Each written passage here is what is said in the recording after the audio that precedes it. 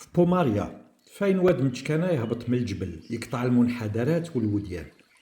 كان كاين الماء قبل المعسكر الروماني وقبل المدينة. بعد أكثر من نص قرن على مشروع استعمار مقاطعة وهران اللي وجدوا اللواء دو لا موريسيير وعطاه الماريشال الحاكم العام بيجو، واللي استوحاه من مذكرات أزيما على الهيمنة الرومانية. وصل العلماء القوار اللي ذكرتهم في الحلقة اللي فاتت على واد متكانة للنتيجة نفسها: مناخ شمال افريقيا ما تبدلش بزاف على بكري. يقول أزيما هاد الشي اللي دفع السلطات الرومانية لتصحيح الطبيعة من الرغم من خصوبة الأراضي المروية. هاد الاستمرارية تفسر علاش الاستعمار الفرنسي حاول يستعمل الاستراتيجية الرومانية ويفعلها. المنطق كان واحد: تولي المنطقة مخزن غلة لفرنسا كما كانت أرون من قبل الغوم. وكي هدرت على غوم، الجنود ما كانوش يختاروا الموضع اللي يبنيو فيه المعسكر غير هكذاك. الاختيار كان مقرون بثلاث شروط: وفرة الماء، الميل الطبيعي لتصريف المياه المستعملة، وموضع يسهل الدفاع عليه. هاد الشروط بثلاثة كانوا متوفرين في بوماريا، ومن ذاك الماء كان متوفر بكثرة. بناو الرومان حمام خاص بالجنود في وسط المعسكر في صمعة جامع أكادير. لداخل كاين حجرة منقوشة باللاتينية فيها اسم سيسيليوس جوفينيوس اللي رمم هاد الحمام. نشوفوا اسم قالوا الجغرافيين المسلمين كي وصفوا الحياة اليومية للمدينة في شهادات حية من غير استراتيجية للسيطرة على الأرض. بن حوقل في التالي نتاع القرن العاشر يوصف مدينة قديمة مسقية وفيها الرحى وأراضي فلاحية واسعة. الزهري يذكر حاجة ما زالت في الثقافة الشعبية في تلمسان تهدر عليها بغيرة: ماها وهواها. في وسط هاد الشهادات غير البكري في الأول تاع القرن ال11 يقول باللي القدماء جابوا الماء مع عيون الوريط على مسافة 6 أميال. يهدر على جداول تدور الطاحونات وتكون نهر الصفصيف. صح ما قالناش شكون هاد القدماء: رومان، ماسيسيل. يظهر لي حتى هو ما كانش عارف. لكن في الذاكرة المحلية هاد الماء اللي يجي من الوريط يجي في صاقية مبنية يعيطوا لها صاقية الرومي ولا صاقية النصراني. الاسم يدل على أصل قديم، بصح ما كانش مصدر أثري يأكد هاد الشي بصفة نهائية. الحاج محمد بن رمضان شاوش كي يذكر صاقية النصراني في الكتاب نتاعو يقول اسمها دليل على من خدمها بالمعنى الرومان. البعض يذكر الأسقف المعروف لونجينيوس بومارينسيس اللي اسمه مذكور في نوتيسيا بروفنسياروم اي سيفيتاتوم افريكي كالأسقف الثالث و40 في الموريتانيا القيصرية، واللي قاوم الأريوسية الوندالية في القرن الخامس. بالصح ما كاين حتى نص ينسب لونجينيوس وظيفة نتاع مهندس مياه أكيليجي. وبالحديث على الهندسة المائية يقول كولينيون في الدكتوراه نتاعو: جبال تلمسان تتربع على 3000 كيلومتر مربع ومشقوقة، كميات كبيرة نتاع الماء نتاع الشتاء والثلج تدخل في قلبها تحت الأرض، قدرها ب 200 ل 400 مليار لتر في العام.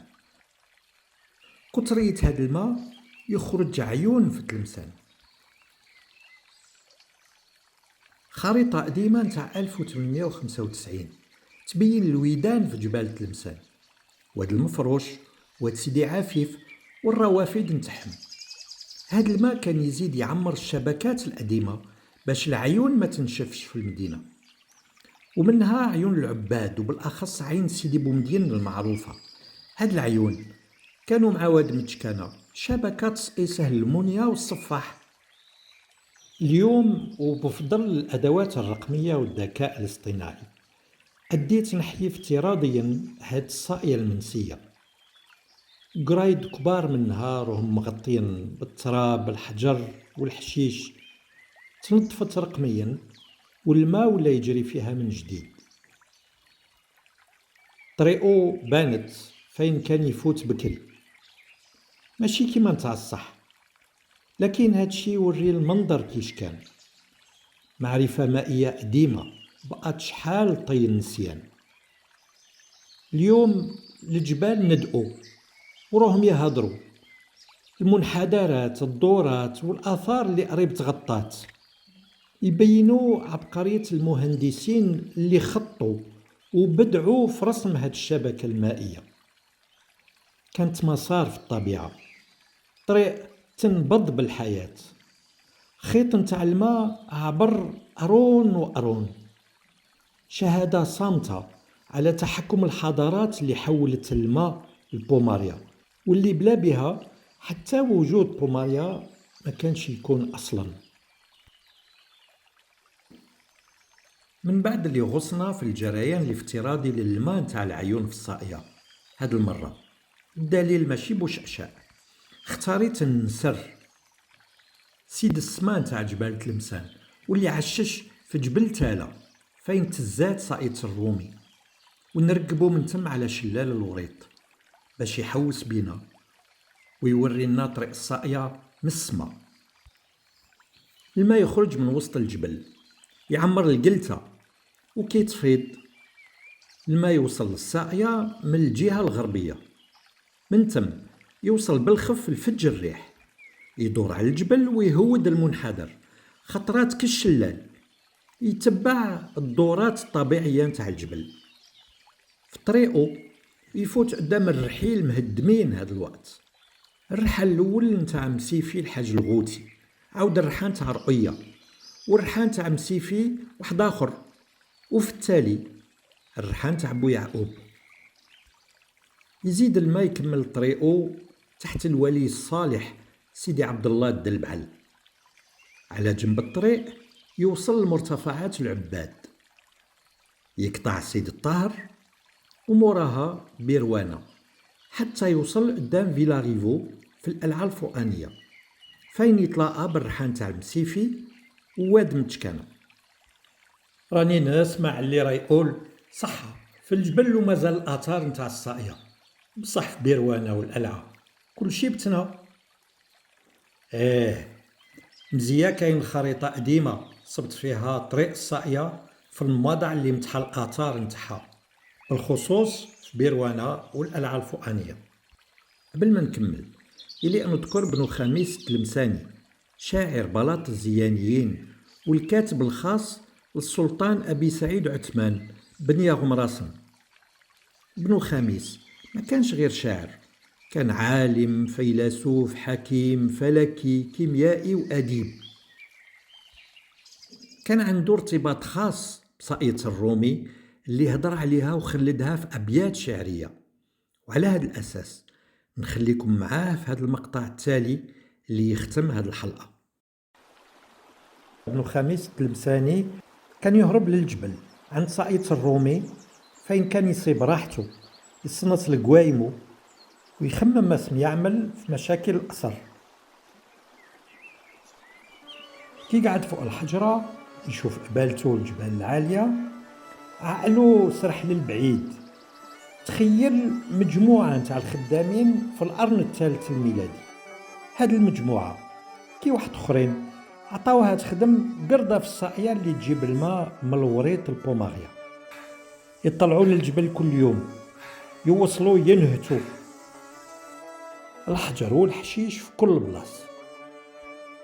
باش يبينوا الطريق بداو ينحيوا الحجر تراب وكامل الحشيش، يخدموا النهار كل حتى من بعد المغرب، وهكذا يبكروا كل صباح للخدمة.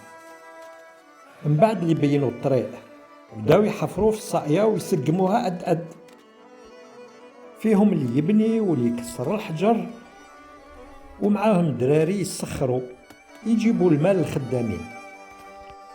كي وجدوا الحجرة بداو يطفروا الأرض تاع الصائية بالحجر ويبنيو جوانبها ويمتنوا. كي كملوا الخدمة الفرحة عمت. كي كملت الصائية جاو الموضع اللي بناوه يسناو الماء تاع الوريط يعمرها خطرتها الأولى. كي شافوا الماء عمر الصائية فرحوا فرحة عظيمة.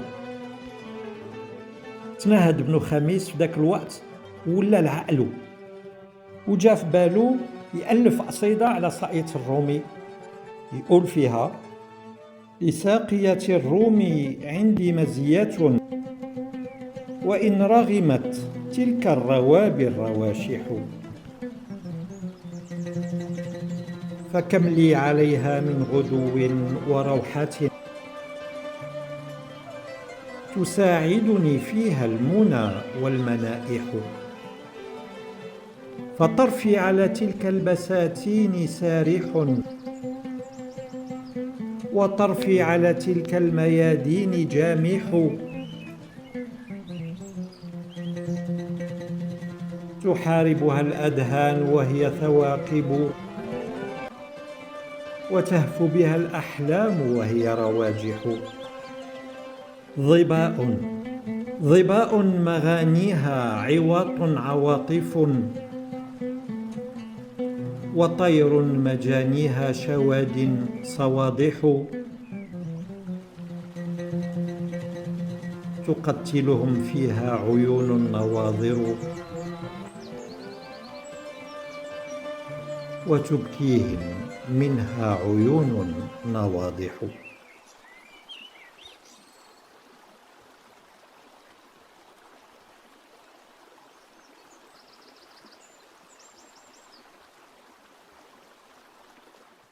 الخطرة الماجية نهضروا على الرحي ولا الطاحونات اللي كانوا في طريق واد متشكانة وصائية الرومي، ونبين كيفاش كانوا يخدموا بطرق مختلفة.